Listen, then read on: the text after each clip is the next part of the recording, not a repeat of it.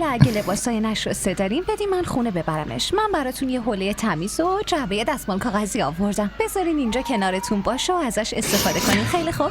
تو خیلی حواست به منه. اینجوری پیش بری خسته میشی. خورم پسرم، خوب شد که اومدی. دوباره رفتی میوه بخری؟ اینجا یه عالمه میوه بود. در ضمن ببین شفق داره به هم میرسه و چقدرم خوشحاله. دارم میبینم.